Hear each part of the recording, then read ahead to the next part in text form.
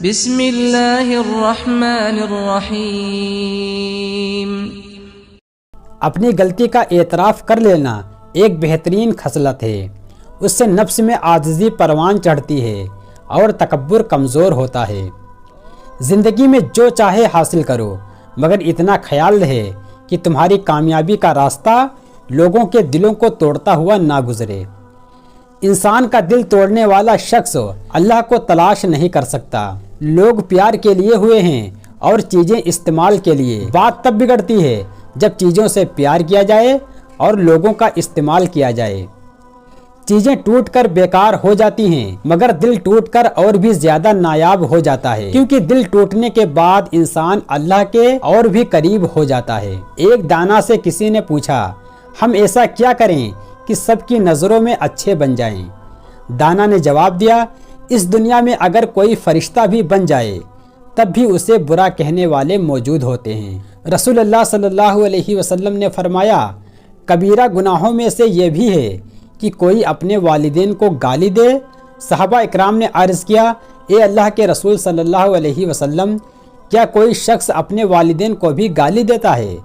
تو آپ صلی اللہ علیہ وسلم نے فرمایا، ہاں۔ جب یہ کسی کے باپ کو گالی دیتا ہے تو وہ جواباً اس کے باپ کو گالی دیتا ہے، اور یہ کسی کی ماں کو گالی دیتا ہے تو وہ پلٹ کر اس کی ماں کو گالی دیتا ہے۔ خاموشی صرف باتیں ختم ہو جانے کے بعد ہی نہیں آتی، کبھی کبھی جب بہت زیادہ ہوں تب بھی ہمارے الفاظ کھو جاتے ہیں۔ دل کا سکون چاہتے ہو تو حسد سے بچو۔ زندگی کی مصیبتیں ہلکی کرنا چاہتے ہو تو گناہ سے بچو۔ اصلاح چاہتے ہو تو غلطی تسلیم کرو۔ خوشی چاہتے ہو تو دوسروں کو خوشی دو۔ کامیابی چاہتے ہو تو ماں باپ کی خدمت کرو۔ جب تمہارے دل میں کسی کے لیے نفرت پیدا ہونے لگے تو فوراً اس کی اچھائیوں کو یاد کرو۔ اپنے رب کے آگے سچے دل سے اپنی کمزوریاں بیان کر دیا کرو، وہ انہیں تمہاری قوتوں میں تبدیل کر دے گا۔ بے شک وہ ہر چیز پر قادر ہے۔ کبھی بھی کسی ایسے شخص پر اعتماد مت کرو جو اپنے خلوص کی قسمیں کھاتا ہو۔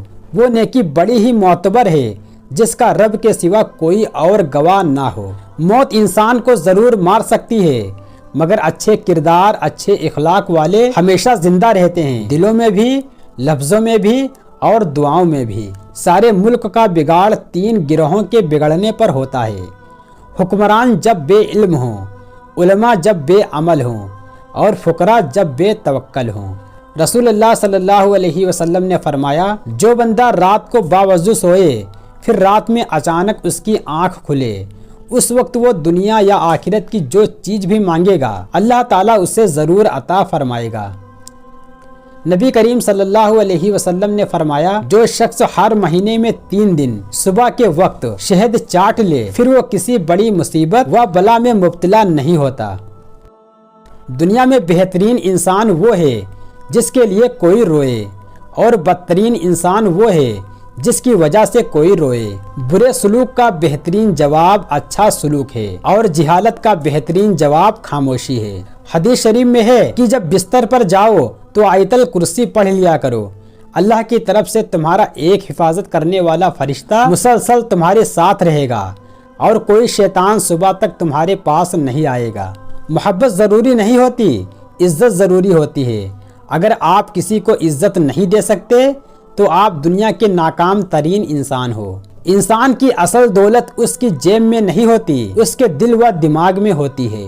رشتے کبھی قدرتی موت نہیں مرتے، ان کو ہمیشہ انسان ہی قتل کرتا ہے، کبھی نفرت سے، کبھی نظر اندازی سے، اور کبھی غلط فہمی سے۔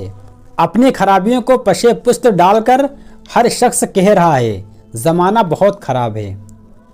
غرور کرنے سے نہیں بلکہ لوگوں کی عزت کرنے سے لوگ آپ کو بڑا سمجھیں گے۔ علم انسان کی غیبی آنکھ ہے جس کے ذریعے وہ بہت کچھ دیکھ لیتا ہے۔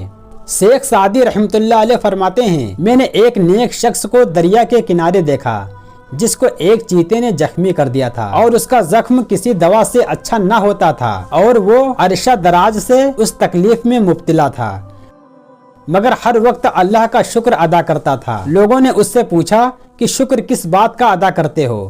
اس نے جواب دیا، اس لیے کہ مصیبت میں مبتلا ہوں، نہ کہ گناہوں میں۔ लालची इंसान पूरी दुनिया का मालिक भी बन जाए फिर भी वो भूखा ही रहता है और कनात करने वाला एक रोटी से भी शेर हो जाता है।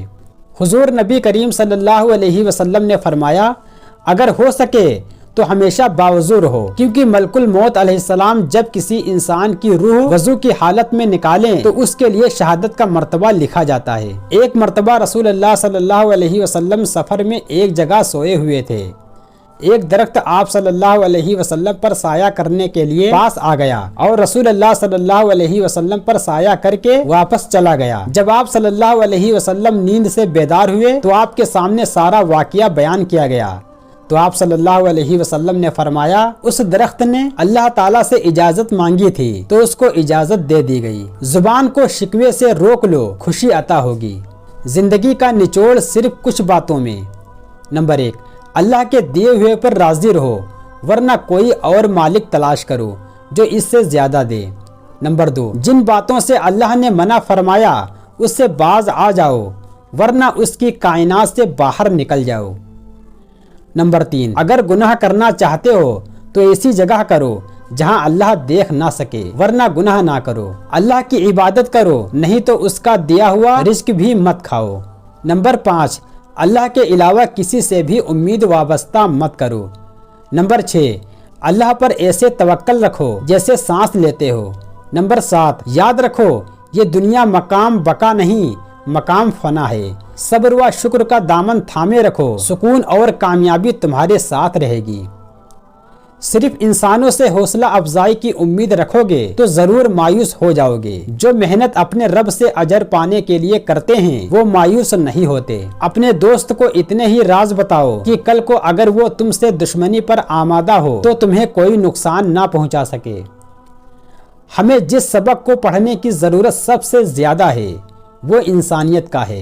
कोई मुल्क उस वक्त तक गुलाम नहीं हो सकता जब तक उसके अपने लोग गद्दारी ना करें, क्योंकि अकेला लोहा जंगल से एक लकड़ी नहीं काट सकता जब तक लकड़ी उससे मिलकर कुल्हाड़ी ना बने।